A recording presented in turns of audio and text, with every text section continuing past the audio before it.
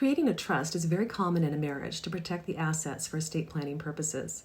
Beware if you get a divorce, though, especially if your spouse controls the finances and is the one who set up the trust.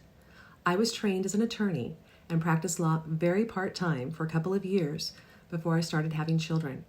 I gave up my career as an attorney for motherhood. I completely trusted my former husband, who was in charge of the financial assets during our 25-year marriage, while I managed our 4 human assets and the home. When our first 3 children were under 5 years old, almost 20 years before our divorce, my former husband had me sign papers to form an irrevocable trust to protect our assets, most of which we had not yet acquired.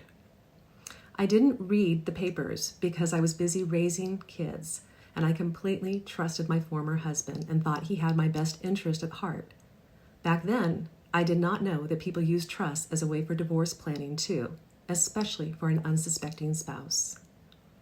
During the marriage, we never talked about divorce. We did not have a prenuptial agreement or a postnuptial agreement. When we got married, we had very few assets. During the marriage, we acquired over 50 properties. Upon divorce 20 years later, I discovered that I unknowingly gifted my former husband almost all of the community property when I signed those papers and others throughout the marriage. In California, spouses are considered equal at law and equally share in all of the assets acquired together during the marriage. Unfortunately, I was not treated equally, and I'm finding that many other spouses have been unfairly treated by our judicial system because of making the same mistakes I did. The judge in our divorce found that everything we put in the trust was community property, that I had a right to enjoy it, even though my former husband put in what's called a floating spouse provision and didn't even name me specifically. The judge determined that there was a way to set up another trust for me to have half of the property, which is what the law requires in California when a couple divorces. Upon divorce, I expected the judicial system to protect me and to equally distribute everything we had acquired during the marriage.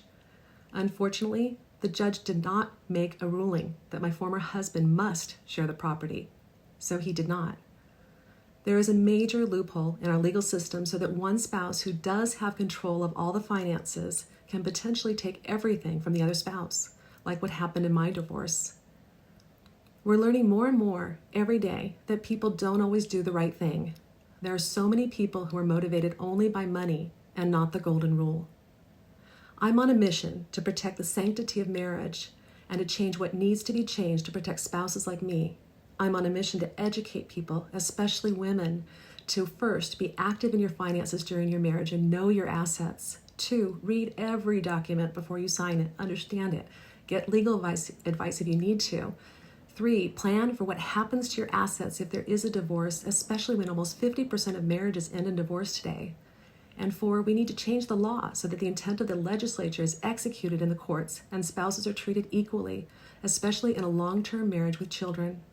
It's time for an awakening. It's time for change.